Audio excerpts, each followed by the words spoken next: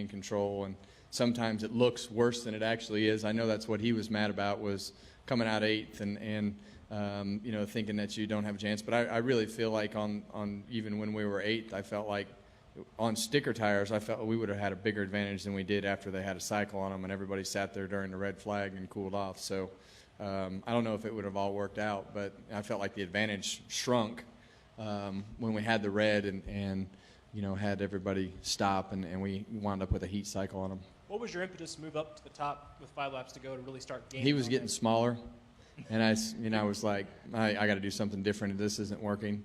And I said, I'm going to drive it in the next corner. I've got 5 laps to go. I'm going to drive it in here, and I'm either going to hit the wall or it's going to turn. And it turned, and we gained about 15 car lengths in that lap. And I'm like, well, I guess that was okay. I'm going to do it again. And it just kept sticking. And you know, those are the moments that you just kind of throw caution to the wind and see what happens, and it all worked out. Let's come up front to Jeff Gluck. Jeff Gluck, jeffgluck.com. Yeah, you said it for me. You know, you and Rodney, especially since you guys have gotten together, have had some really dominant stretches at times where it feels like you guys are unbeatable or untouchable, but this seems like a whole extra level on top of that. Does this feel different or even more special than some of those runs that you guys have had where, you know, you've gone to Dover and you had to win and you did it? I mean, is this different than that? Yeah, now it feels like a game. You know, it really does, because of the fact that you want to see how many races you can win. You want to see how many laps you can lead. And you know, we know that we're riding a momentum wave that is hard to come by, and you need to capitalize on it as many times as you can, because it may never come again. I've never had it in my career, and I've been doing this for 18 years.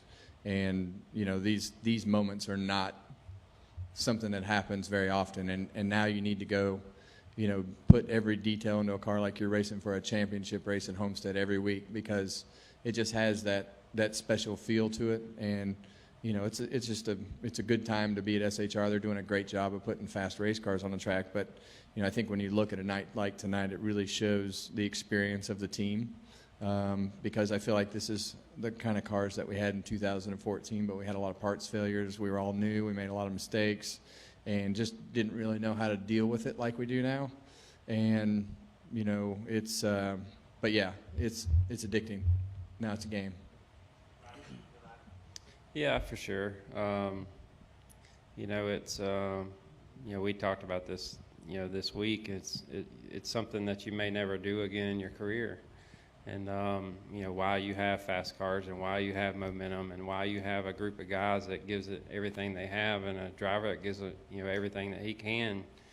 Like, you have to. Like, you have to just fight every week and give it everything you got. And I mean, if it's 8 races you win, if it's 10 races you win, if it's 12 races you win, you know, the reason that we all are here is because of watching people like Jeff Gordon and Ray Abraham win 12 races a year. And you know, that's what your goal should be, no matter what race team you are. So, yeah, you gotta keep going.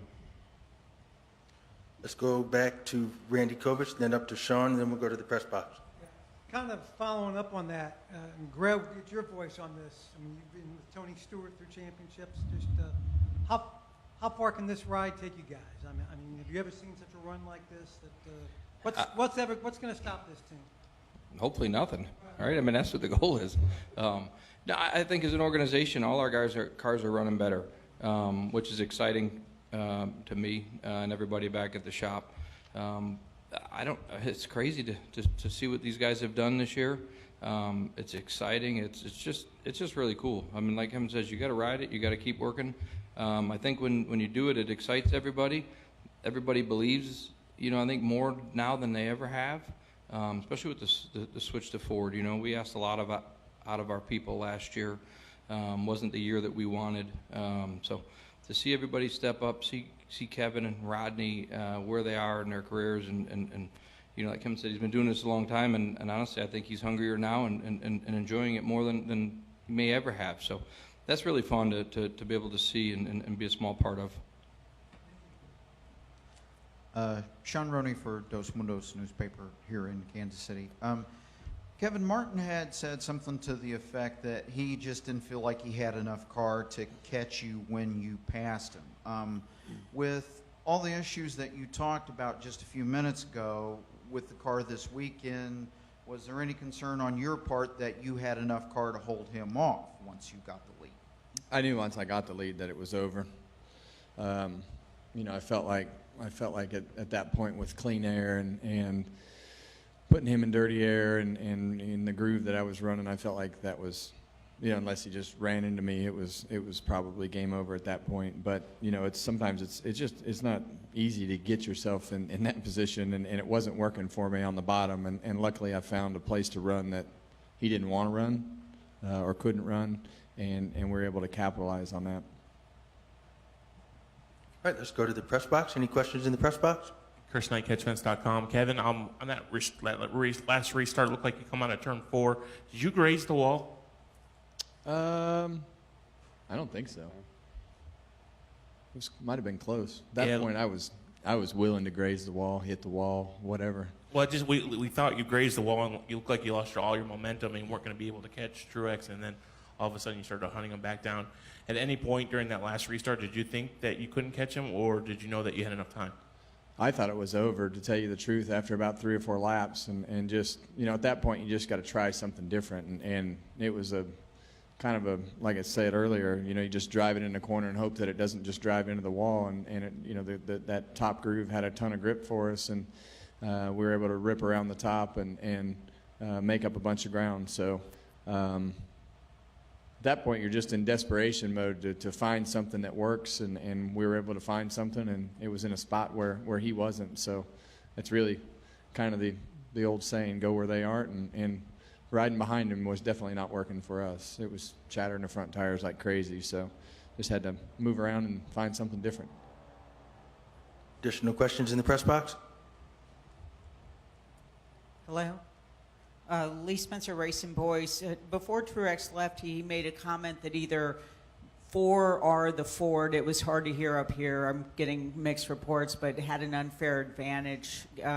After his dominance last year, can you speak to that? That's funny. Okay. Maybe he forgot about last year.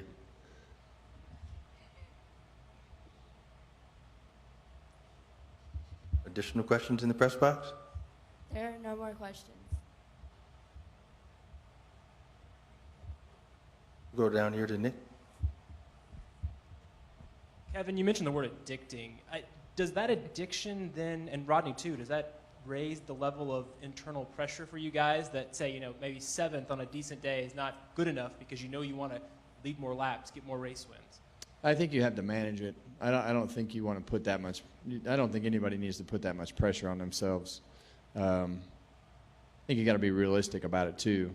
You know, there's just going to be days that don't work out, and you may or may not have the fastest car. But you know, I think today I love days like today because the message that it sends is, we aren't going to quit, we didn't quit, and we won. So, you know, that sends the message. The guys on the team, the guys in the shop, you know, and it sends a message to competitors. So it's, you know, it's fun to never be counted out, and that's really what you want. But, you know, you still have to be realistic about it. And it's still 1 week at a time.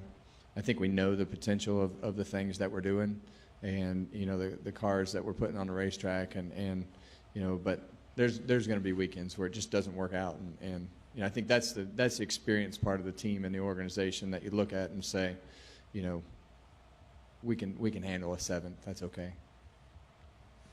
Go to Ryan right here. Ryan Black with the Manhattan Mercury. Kevin, I have 2 different questions here. First, this is your 5th win of the season, and that already ties your career high for a single season. I don't know, were you aware of that? Anyone brought that up to you? I'm very aware. Secondly, it seemed there for a long time that maybe the race would end up having the fewest cautions that it ever had. And then this comes on the cusp of last year in this race. It had a record tying for the most.